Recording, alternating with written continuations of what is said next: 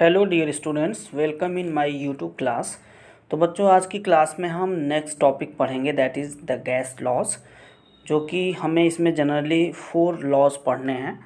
ठीक है, तो गैस लॉज में हमें 4 लॉज पढ़ना है। सबसे पहले हम बात करेंगे बॉयल्स लॉ की। उसके बाद चार्ल्स लॉ पढ़ना है हमें। ठीक है, चार्ल्स लॉ। उसके बाद है एवोगैड्रोस लॉ, चार्ल्स लॉ। उसके बाद एवोगैड्रोस लॉ। उसके बाद गै-लुसैक्स लॉ। ये 4 लॉ हमें पढ़ने हैं। ठीक है, तो ये 4 लॉ हमें पढ़ने हैं गैसियस लॉ में, जो आगे भी हम डिस्कस करेंगे। आज की क्लास में हम केवल और केवल बॉयल्स लॉ के बारे में बात करेंगे। ठीक है, तो सबसे पहले हम बात करते हैं बॉयल्स लॉ की। बॉयल्स लॉ में सबसे पहले अगर हम देखें तो there are 4 variables for the gas. Actually जो ये सारी लॉ थी, ये गैस के बेसिस पे थी, मतलब गैस पे अप्लीकेबल थी। तो जैसा कि आप जानते हो, किसी भी गैस के लिए ये 4 वेरिएबल्स होती हैं: प्रेशर, वॉल्यूम, टेम्परेचर और नंबर ऑफ मोल्स। ठीक है, pressure, volume, temperature and number of moles, these are the variables for the gases.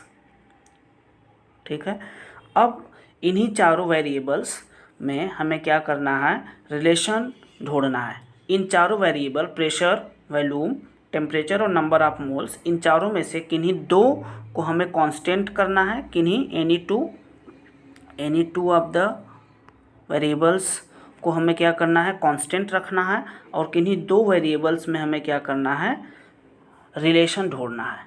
ठीक है, तो इसी बेसिस पे 4 लॉ बनाए गए हैं। उन चारों लॉ को हम पढ़ेंगे एक एक करके। ठीक है, तो बॉयल्स लॉ, सबसे पहले इसको रॉबर्ट बॉयल्स ने दिया था। 1662 में इस लॉ को प्रपोज किया गया था। ठीक है, तो इस लॉ में जनरली इस लॉ को डिटरमाइन किया था बॉयल्स ने ही। इन्होंने डिटरमाइन किया था बॉयल्स लॉ में वॉल्यूम और प्रेशर में इन्होंने रिलेशनशिप बताया था। ठीक है, और इसी रिलेशनशिप को बॉयल्स लॉ कहा जाता है। अकॉर्डिंग टू बॉयल्स लॉ, ठीक है, बॉयल्स लॉ ने क्या बताया, according to Boyle's law the volume of a given gas, given mass of gas, कोई भी गैस है उसका मास गिवन है। ठीक है, मतलब नंबर ऑफ मोल्स जो हैं वो कांस्टेंट है। अगर गिवन गैस है तो जाहिर सी बात है उसका नंबर ऑफ मोल्स क्या है, कांस्टेंट है। Is inversely proportional to its pressure. Volume जो है, किसी भी गैस का जो वॉल्यूम है वो क्या होता है, इन्वर्सली प्रोपोर्शनल होता है किसके, प्रेशर के। ठीक है, तो ये किस पे होता है, provided the temperature remains constant, मतलब एट कांस्टेंट टेम्परेचर। ठीक है, इसी चीज़ को बॉयल्स लॉ बोला गया। ठीक है, मतलब according to Boyle's law the volume of a given mass of a gas is inversely proportional to its pressure। मतलब किसी भी गैस का जो वॉल्यूम होता है, वो वॉल्यूम जो होता है वो प्रेशर के इन्वर्सली प्रोपोर्शनल होता है एट कांस्टेंट टेम्परेचर। आप इसे इमेजिन भी कर सकते हो, जैसे किसी कंटेनर में, ऐसे मान लो किसी कंटेनर में अगर गैसेस भरी हुई हैं और अगर हम ऊपर से पिस्टन के थ्रू अगर प्रेशर को बढ़ाते हैं तो आप देखते हो इसका वॉल्यूम क्या होने लगता है, कम होने लगता है। कहने का मतलब, इसको आप ऐसे इमेजिन भी कर सकते हो कि अगर प्रेशर हम बढ़ाएंगे तो गैस का वॉल्यूम कम होगा। ठीक है, बोथ आर इन्वर्सली प्रोपोर्शनल। तो अब according to the Boyle's law, pressure is inversely proportional to volume. ठीक है, या तो हम क्या लिख सकते हैं, P इज इक्वल टू, यहाँ प्रोपोर्शनैलिटी हटेगा तो कांस्टेंट आएगा, कांस्टेंट यहाँ पे K होगा, तो इसको हम लिख सकते हैं P is equal to K/V। This is the equation number 1। यहाँ पे K क्या है, एक कांस्टेंट है, क्या है, कांस्टेंट है, जिसे हम बॉयल्स कांस्टेंट कहते हैं। ठीक है, K यहाँ पे क्या है, कांस्टेंट है। या इसे हम दूसरे तरीके से लिख सकते हैं, PV is equal to K लिख सकते हैं। ठीक है, this is the second equation. ठीक है, तो यहाँ पे इसे हम दूसरे तरीके से PV इक्वल टू K लिख सकते हैं, ये यहाँ पे। ठीक है, अब according to the on the basis of above equation we can say that the product of pressure and volume, जो प्रेशर और वॉल्यूम का प्रोडक्ट होगा ठीक है। For a given mass of gas, किसी भी गैस का जो गिवन मास है उसके लिए जो प्रोडक्ट होगा प्रेशर और वॉल्यूम का इज कांस्टेंट, क्या होगा, इज कांस्टेंट होगा एट अ कांस्टेंट टेम्परेचर, ठीक है, एट कांस्टेंट टेम्परेचर।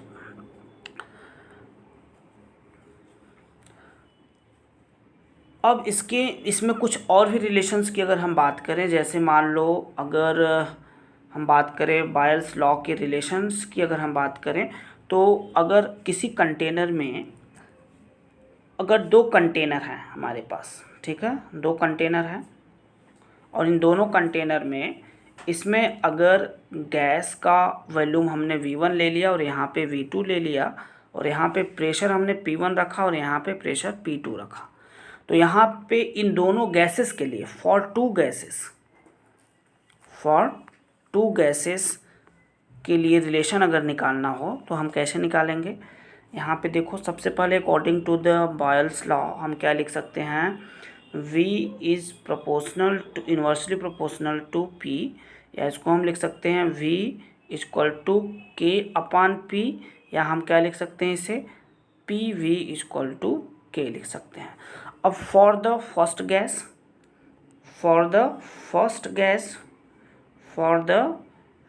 गैस हम क्या लिख सकते हैं, P1 V1 equal to K हो जाएगा, दिस इज इक्वेशन 2।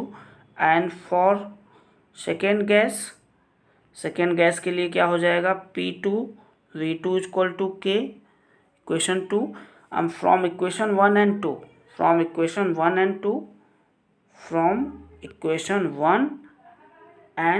2 क्या लिख सकते हैं हम, P1 V1 equal to P2 V2, तो रिलेशन क्या बनेगा, P1 V1 equal to P2 V2। This is the relation for the two gases.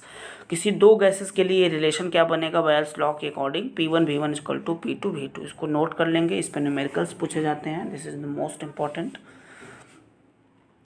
अब हम बात करते हैं कुछ और इम्पोर्टेंट चीज़ों के बारे में, उसके बाद ग्राफिकल रिप्रेजेंटेशन हम देखेंगे, ठीक है।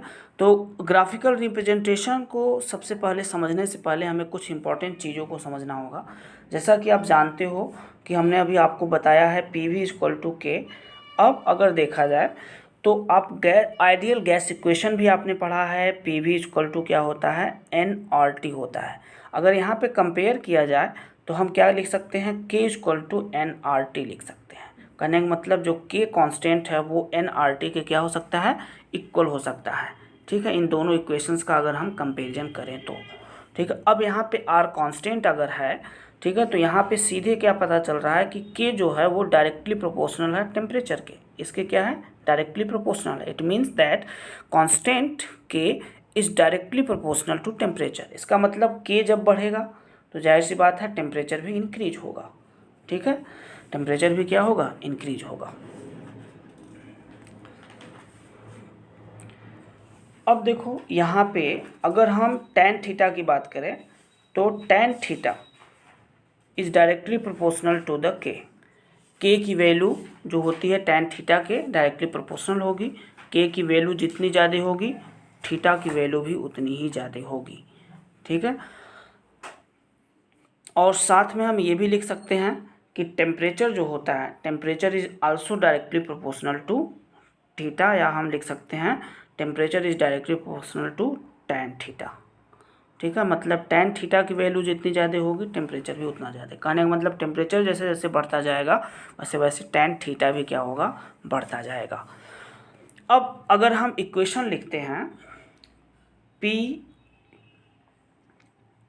Equal to K upon V, तो हम क्या लिख सकते हैं यहाँ पे, अगर दोनों साइड हम लॉग लेते हैं तो क्या होगा, log P equal to log K upon V होगा। फिर हम क्या लिख सकते हैं, log P equal to log A by B क्या होता है, log K minus log V, ठीक है। अब यहाँ पे अगर इसको हम चाहें तो इस इक्वेशन को कुछ इस तरीके से भी लिख सकते हैं, log P equal to minus log V plus log K। अब यहाँ पे इसको हम अगर कंपेयर करते हैं, ठीक है, y equal to M X plus C. ठीक है, ये इक्वेशन होता है स्ट्रेट लाइन के लिए। ठीक है, इसके ये यूज होगा ग्राफिकल रिप्रेजेंटेशन में। जैसा कि इक्वेशन आप जानते हो y equal to M X होता है। ठीक है, ये वन लाइन के लिए ग्राफ है, जो कि आप जानते हो जब ग्राफ प्लॉट करते हैं तो ये ओरिजिन से स्ट्रेट लाइन हमें मिलती है। ठीक है, तो अगर बॉयल्स लॉ के लिए अगर हमें ग्राफिकल रिप्रेजेंटेशन समझना है तो इसके 3 ग्राफिकल रिप्रेजेंटेशन है, जिसमें सबसे पहले है पी वी कर्व, दूसरा है P1/V कर्व, और तीसरा है P pressure and pressure volume curve. ये 3 कर्व्स आपको पढ़ने हैं। तो सबसे पहले हम बात करते हैं प्रेशर वॉल्यूम कर्व।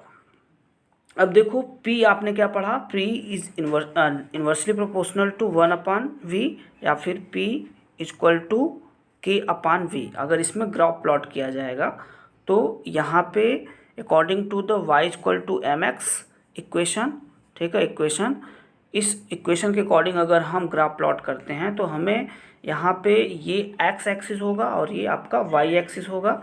यहाँ पे अकॉर्डिंग टू दिस इक्वेशन यहाँ पे जो लाइन पास होगी वो ओरिजिन से पास होगी। ठीक है, तो ओरिजिन से पास होगी तो हमें स्ट्रेट लाइन मिलेगा, और ये स्ट्रेट लाइन हमें किस में मिलेगा, एट कांस्टेंट टेम्परेचर। जैसा कि आप जानते हो टेम्परेचर बॉयल्स लॉ में क्या होता है, कांस्टेंट होता है। तो पर्टिकुलर टेम्परेचर पे हमें क्या मिलेगा, स्ट्रेट लाइन मिलेगी। ठीक है, तो ये कर्व क्या है, किसके बीच में है, प्रेशर और वॉल्यूम के बीच में है। तो ये प्रेशर और वॉल्यूम के बीच में जब ग्राफ प्लॉट किया जाएगा तो हमें स्ट्रेट लाइन मिलेगा। ठीक है, eight constant temperature. This is the pressure volume curve. Next है, जैसा कि प्रेशर वॉल्यूम कर्व में इस चीज़ को अब ध्यान देंगे कि जो ग्राफ प्लॉट किया जा रहा है प्रेशर और वॉल्यूम में, जो ग्राफ प्लॉट किया जा रहा है, ठीक है, इसमें एक चीज़ आप ध्यान देंगे कि जो ओरिजिन से लाइन स्ट्रेट लाइन हमें मिल रही है पर्टिकुलर किसी एक टेम्परेचर पे मिल रही है। मान लो जैसे 20 डिग्री सेल्सियस टेम्परेचर पे मिल रही है, पर्टिकुलर टेम्परेचर T1 पे मिल रहा है। तो इसी तरीके से अगर हम चाहें तो डिफरेंट टेम्परेचर पे अगर हम ग्राफ देखेंगे तो डिफरेंट टेम्परेचर पे ग्राफ भी स्ट्रेट लाइन ही मिलेगी। जैसे T2 टेम्परेचर पे भी ग्राफ स्ट्रेट लाइन ही मिलेगी, T3 टेम्परेचर पे भी ग्राफ स्ट्रेट लाइन ही मिलेगी। मतलब किसी भी पर्टिकुलर टेम्परेचर पे टेम्परेचर कांस्टेंट लेकिन रहना चाहिए, और हर एक पर्टिकुलर टेम्परेचर पे ग्राफ जो आपको मिलेगा वो स्ट्रेट लाइन ही मिलेगा। ठीक है, in the case of pressure volume curve. अब हम बात करते हैं प्रेशर 1/V कर्व के में। अगर प्रेशर और 1/V कर्व अगर हम देखें तो यहाँ भी अगर हम ग्राफ प्लॉट करते हैं तो यहाँ पे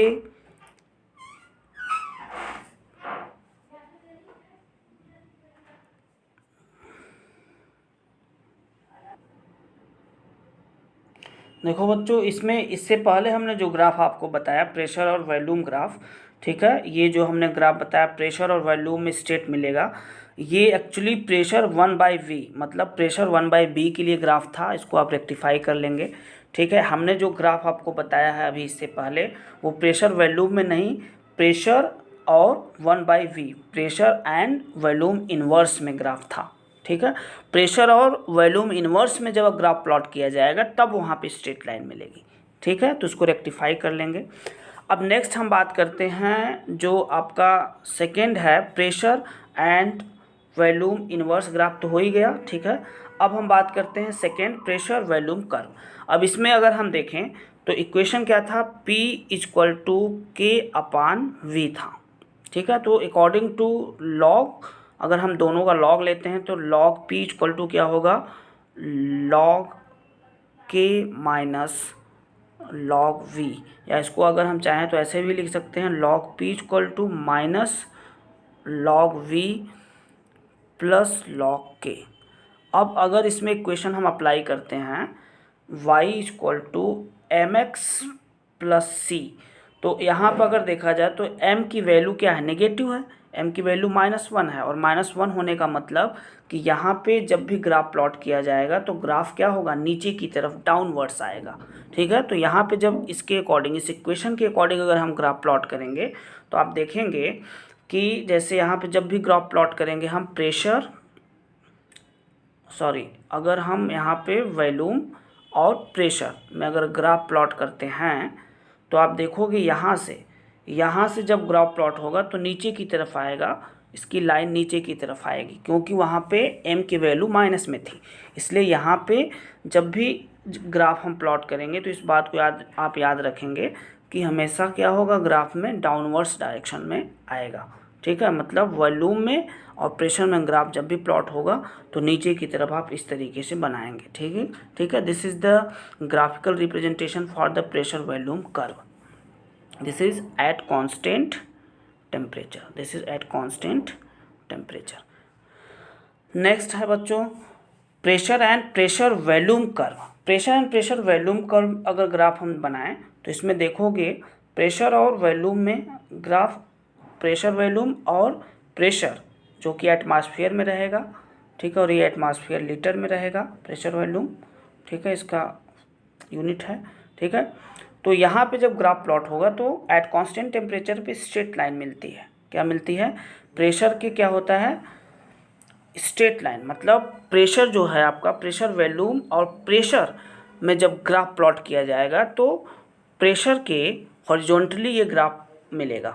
ठीक है, एट कांस्टेंट टेम्परेचर। तो इसको आप याद रखेंगे, इंपॉर्टेंट है, कई बार ये ग्राफ पूछा भी जा चुका है।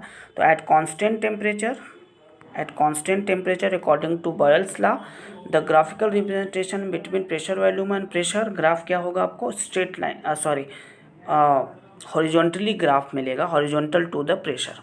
ठीक है, हॉरिजॉन्टल टू द प्रेशर या horizontal to the X axis.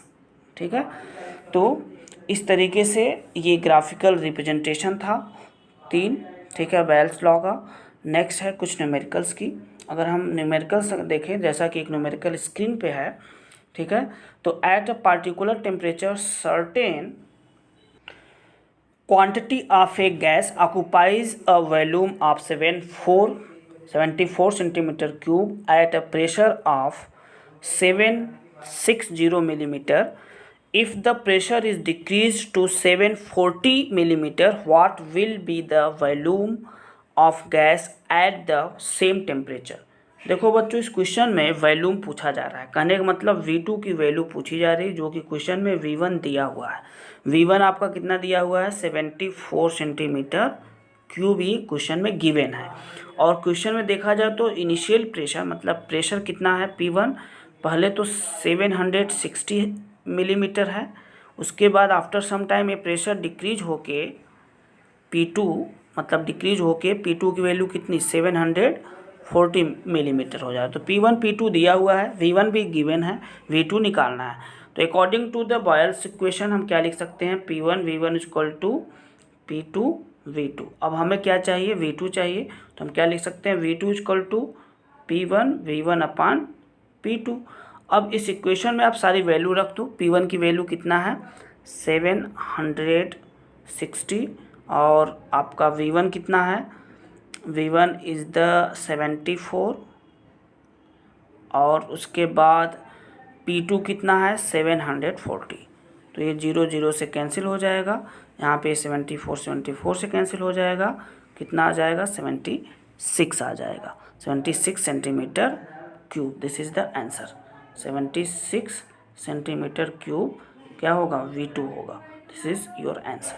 तो ये इस तरीके के क्वेश्चंस पूछे जाते हैं बॉयल्स लॉ पे, काफ़ी इजी क्वेश्चन है। ठीक है, नेक्स्ट क्वेश्चन है आपका, जैसा कि स्क्रीन पे आप देख रहे हो। ठीक है, ये क्वेश्चन इंपॉर्टेंट है, इसको आप खुद से करिएगा। ठीक है, कोई दिक्कत होगी तो बताइएगा। ठीक है, ये क्वेश्चन नंबर 2, आप ये खुद से इसको पढ़ लीजिए एक बार अच्छे से। ठीक है, उसके बाद इसको आप सॉल्व करने की कोशिश करिए। यहाँ पे HG में G स्मॉल होगा। ठीक है, okay, thank you for watching the video. Okay, have a good day, thank you.